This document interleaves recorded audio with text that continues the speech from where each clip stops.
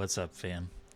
So I'm not gonna say who, but I saw someone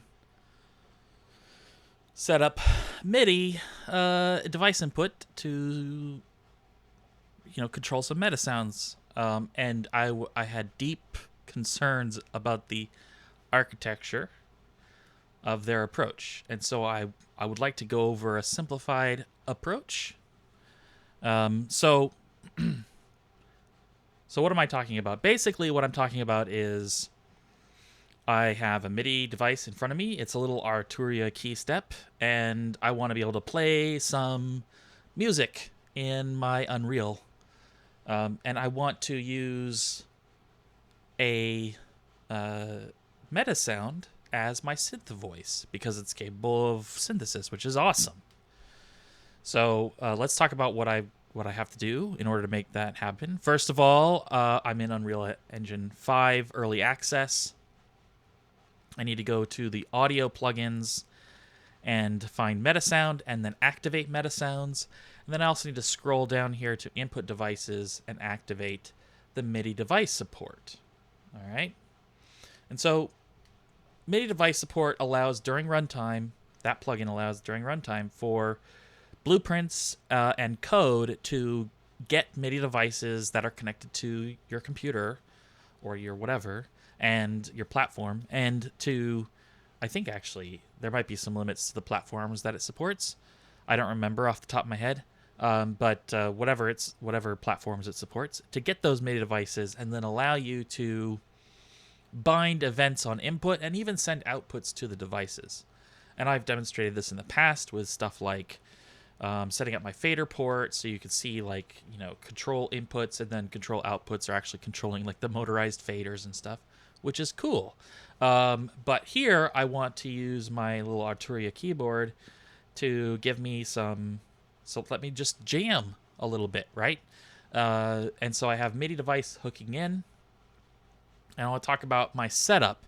And most importantly, I want to emphasize, and we'll look at some of my blueprints, but I want to emphasize that what is a good practice for sound designers who want to create systems is to start exercising thinking systematically. And what I mean by systematically is like, if there's a process that you feel is like repetitive, then instead of doing it over and over and over again, what we do is we just create a single function that does that thing. And then we just run the function over and over again. And that's much easier. And that's like a simple example. It also sometimes means separating things out. So things on their own are simpler or more flexible. Whereas like if we put a whole bunch of systems together, it just looks like really one complicated system. Separating out systems into a lot of miniature systems makes each system easier to understand, and it makes each system more usable by other new things that might come in. So all those things have value. So let's start very simply on my level blueprint. It's a classic. I'm creating my widget. That's the thing you saw on the screen. I'm caching it. It's just your classic throw the widget on the screen blueprint setup. This is all that's in my level script. Then I have my instrument widget, and what this has is a button and a combo box, and basically it's just a way for me to implement scanning MIDI devices and then to populate a combo box with a good selection, and then to be able to maybe switch between MIDI devices. This is useful if you have several MIDI devices selected, like connected. Right now I only have the Arturia key step selected or connected to my computer, so it's actually not that necessary. But anyway, let's take a look at the graph, what I'm doing. So on event construction, I get all actors with an interface, and we'll talk about this interface, but it's a blueprint interface. And then I cache all those actors in the level that have implemented that interface. It's a special instrument interface. Then when my scan button is clicked, I just clear out my list of MIDI input devices. I find my MIDI input devices, I cache a new list, and then I crawl through each one and I populate my combo box with options, and I select the 0th index. And then when the selection is made on my combo box, I just take whichever index was selected and I add 1 because the MIDI device is incremental from 1.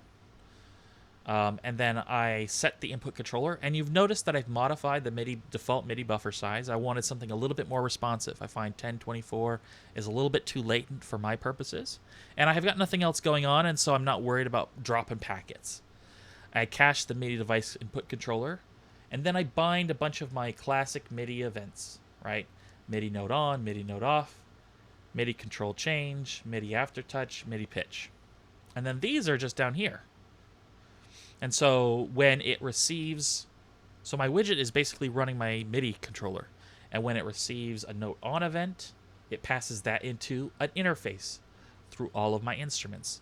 A MIDI note off event, it passes it through the interface to all my MIDI, my little instruments, all the instruments that implement that interface.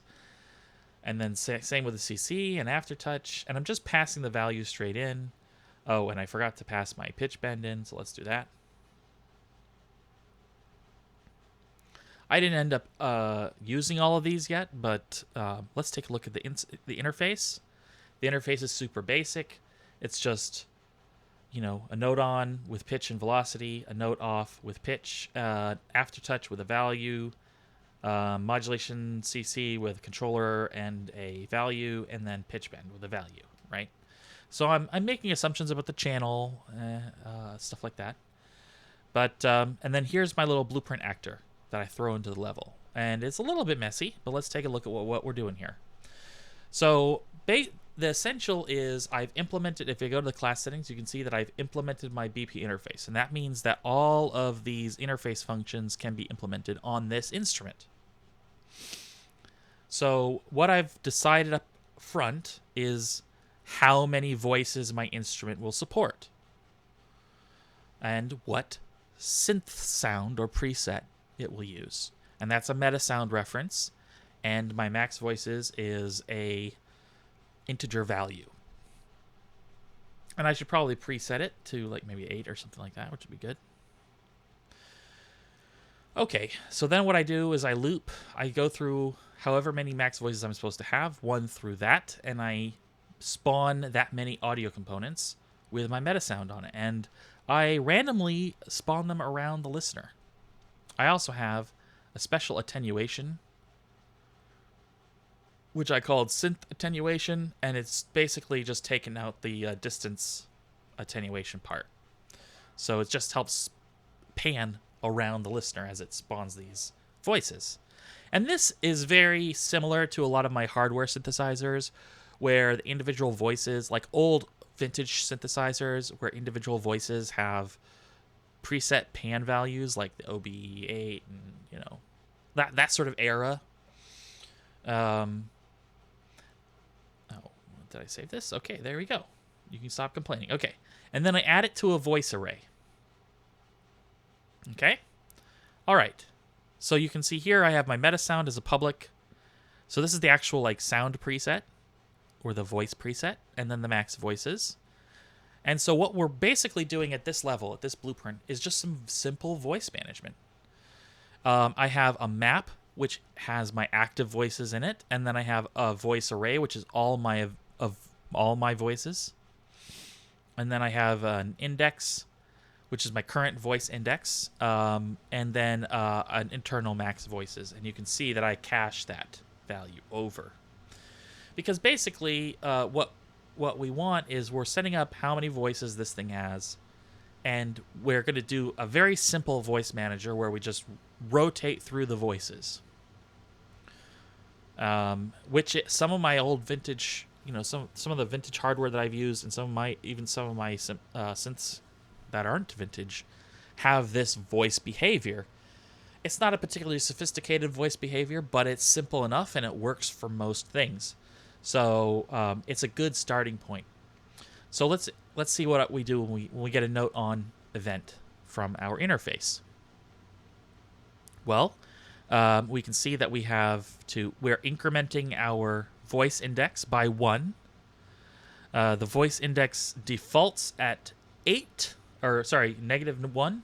I could have also done 8. That would have been fine. Defaulting it at the max voices would have been fine.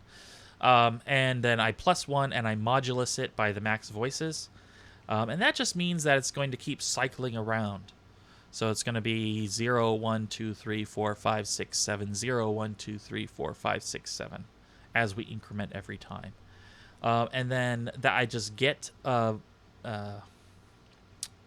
audio component on the voice array. And this is where I have a chance. I haven't implemented it, but what if it's not valid? What do I do then? Do I spawn a new one? Do I just spit out an error? And we can take a look at this when we look at the MetaSynth sort of preset. We'll see that it's just a looping sound that plays immediately, and all of the voices are active all the time. And we just used note on and note off events and other like triggers and stuff like that to actually play the sound. So then we cache it to a current voice thing. This just cleans up our spaghetti a little bit. Then we have an active voice map. And what we want to do is first we just want to see, hey, is this already being used on another note? And if it is, let's remove that from the active voice map because we're going to add it with a new pitch key. And my active voice map is the pitch and the audio component playing that pitch. And then when I go here, then we can add the current voice to the active map with the correct new pitch that it has, or if we didn't find it, then it's a brand new voice. And then we send our like note on data. We send our velocity, we trigger the note on, and we send our pitch value to the current voice. Then note off is dead simple. We just look for it in the active voices map. Do we find it? Then we call note off, and then we remove it from the active voices map.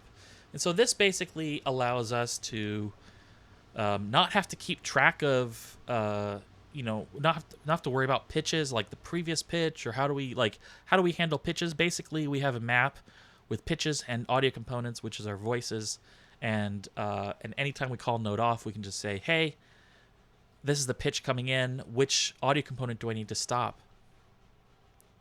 And then on our MIDI CC, I'm just filtering for modulation right now. So MIDI CC 1.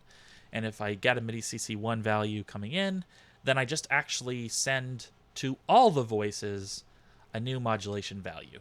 And those are the only ones that I actually implemented. But obviously, other continuous messages like aftertouch and pitch bend would be very similar to the modulation CC. And obviously, we could also filter out for other modulations. But our Arturia key step really doesn't have a lot going on here in terms of, knobs and sliders. So that's all I implemented, and that was pretty good. So let's take a look at the test synth. So this synth is actually very similar to, in voice architecture, to like a MIDI Mini or a Mini Moog. It's that classic 3 oscillator voice with a noise channel passed through a ladder filter. Really, is there anything else you want but that? And then all I have here is a couple of ADSR envelopes, input, note on trigger, note off trigger for release, note on trigger for attack, note off trigger for release. And this one is modulating. This is an envelope for the filter, and this is an envelope for the volume output of this voice, right? And so this allows us to simplify and do more interesting things with our voices. So this architecture takes advantage of the fact that a game audio engine is already a sampler, and we don't need to do complex voice management. We can let some things, like we can let the number of voices be handled by the system itself. We don't have to build all of our voices inside of a single MetaSound. We just play more MetaSounds. It's just like any other sound source. We just play more MetaSounds, and that's fine. So so yeah, let's take a look at what I'm doing here. So on input, this is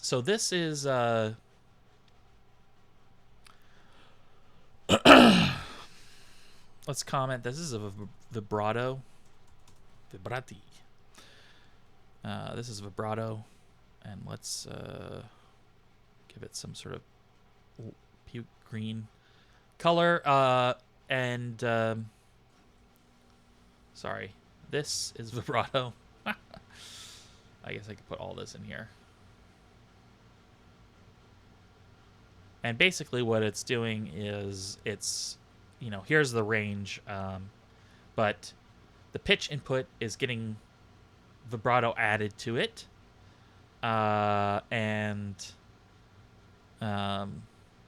it's sharp, I guess you could say. That's, you know, that's a choice. We could make it bipolar.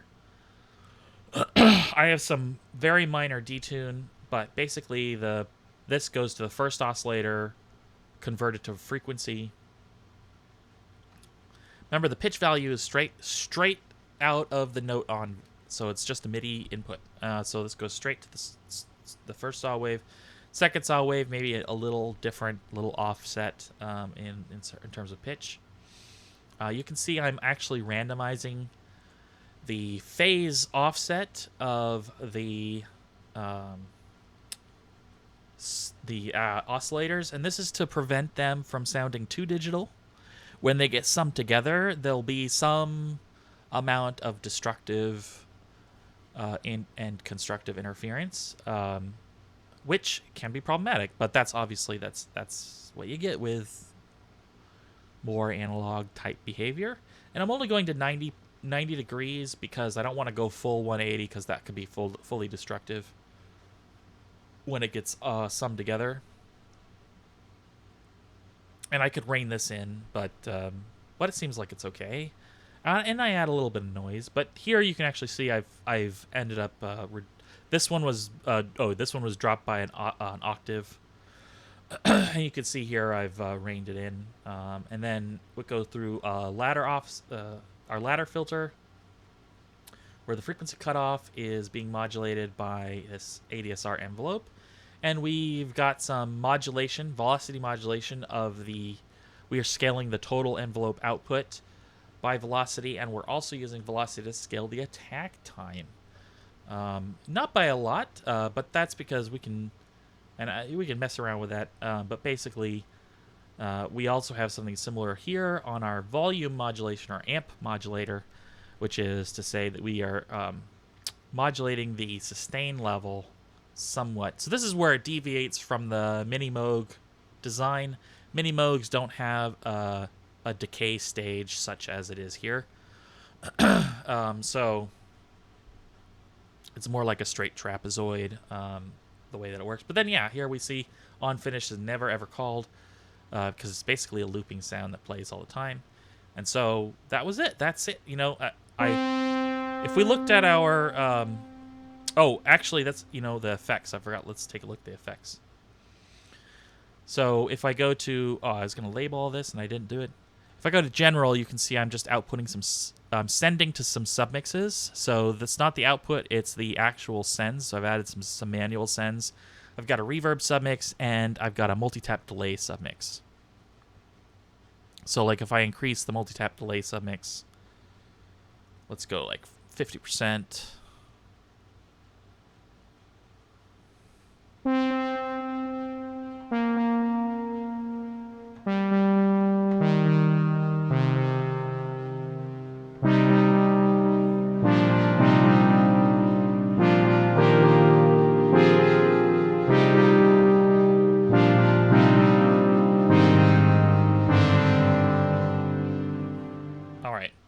That to be slightly annoying. Okay, so here we have I guess I'll just do this amp or filter mod. Let's do this filter modulation. Give it a nice filtery purple.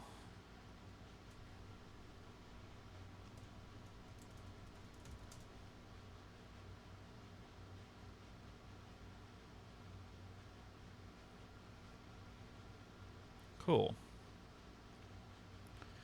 So, so let's do, let's give ourselves some more. Let's go up to 1 second. So when I'm really low, it should be,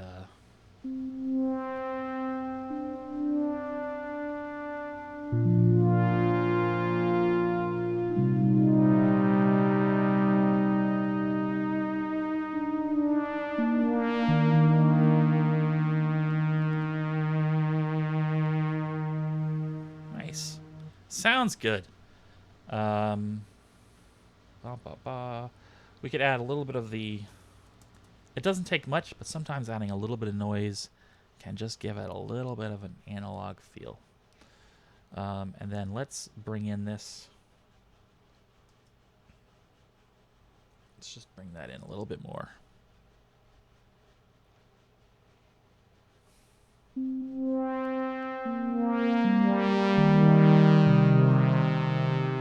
Nice. And let's just drown it in reverb, because that's the good stuff right there.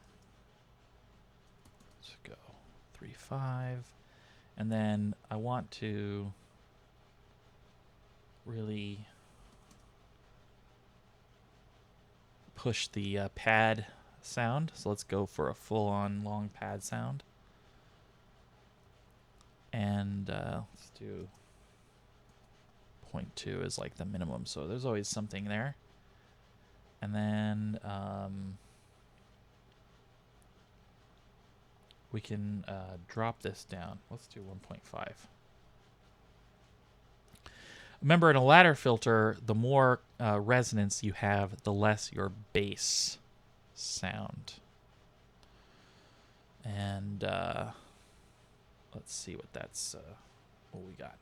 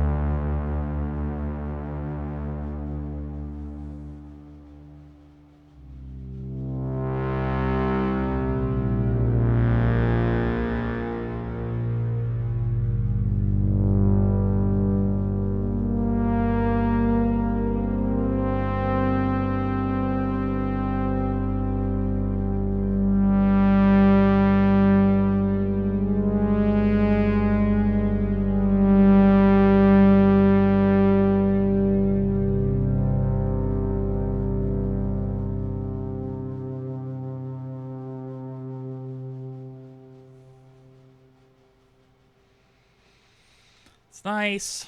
It's nice. It's fun. It's fun to mess around with. Hopefully you learn something. You know, what's cool is if you look at the actor in the level, it's just here's the test synth, here's the number of voices. And I could make a bunch of presets with these test synths, with these synth, you know, as long as I've got the same inputs. I can make all different kinds of settings for this synthesizer. And yeah, this is where it's fun to play around with. Then you can try a bunch of different things out. Anyway, I hope that was fun.